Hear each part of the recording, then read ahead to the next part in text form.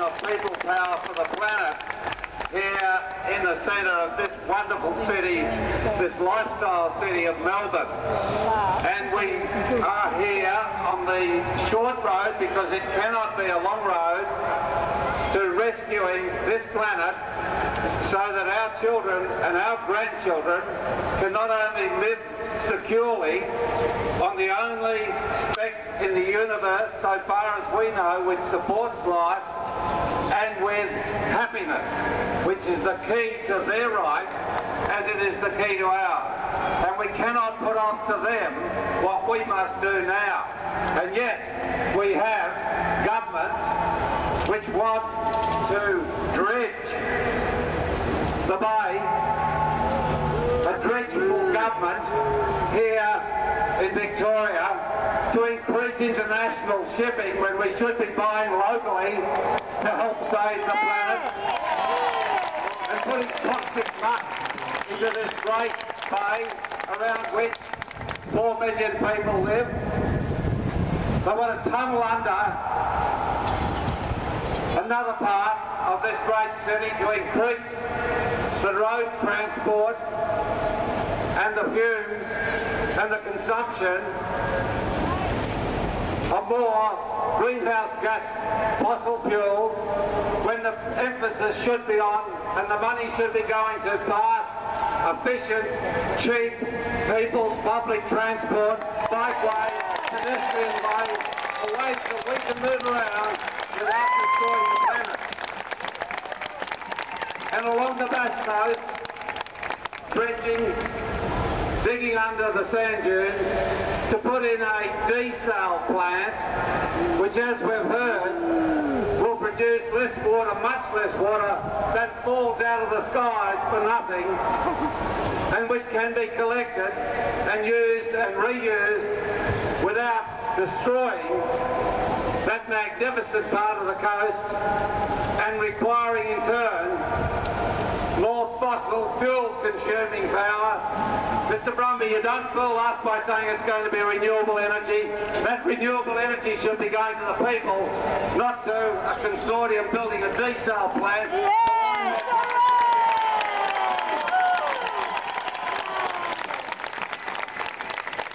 And what's craziness is another coal-fired power station when we know that's the principal cause of the problem of global warming.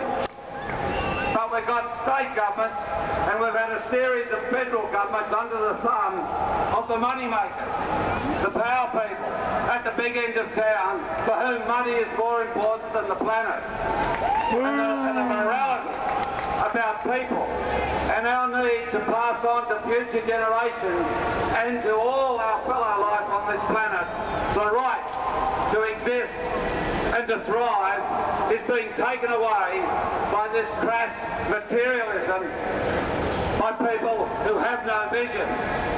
But the people know better than that. Yesterday we had the Gono report, and it stated, here is an expert looking at the evidence who says we are on the threshold of losing the Great Barrier Reef, this global wonder, of losing Kakadu, of losing the Kari Forest.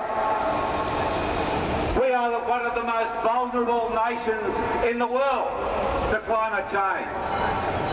We are losing the Murray-Darling Basin. And Mr. Rudd and Minister Wong have gone to the Coorong today, and they tell us they have a plan. Well, they will have one in 3 years, but we need that water. The Coorong needs that drink now.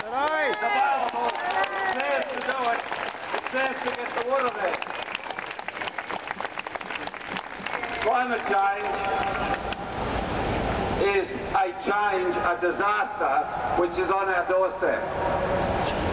We know from the scientists that this year, for the first time in human history, this northern summer, there may be no ice at the North Pole. We know that the seas have already risen. 20 centimetres. We know that the glaciers are melting.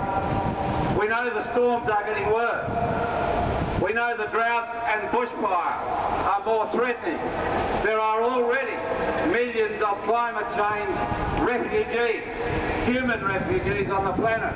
By mid-century, it will be hundreds of millions. And we know that we in this wealthy, lucky nation must take a lead for the rest of the world to follow. We must not allow this escapist thought thinking which says, wait till China does it, wait till India does it, wait till countries with far greater problems in their way do it. For ourselves, for our grandchildren, we must take the lead. And you know what? We'll be richer because of it. Yes. We'll have more jobs because of it. We'll have safer industries because of it.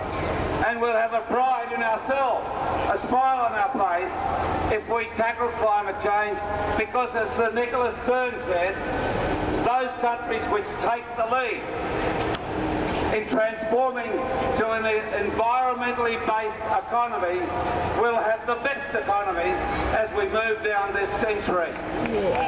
Tackling climate change is an economic as well as an environmental, and as we heard this week, by 2025 we can have skilled up 3 million green-collar workers in this nation, and the environmental technology we can produce can go to the rest of the planet. We're all in this together. It's a great challenge. We can make it. We can transform this planet, and we will be able to look future generations in the eye with a happiness that they will feed back to us. There are huge hurdles to cross. One of them is the government of this state, which simply does not get it. Mr. Brumby does not understand the challenge. Nor is he taking the advantages that this state has in transforming to a renewable energy centre for Australia and for the planet. Where are the solar panels on the buildings of Melbourne? Where are the water tanks in the backyards of Melbourne?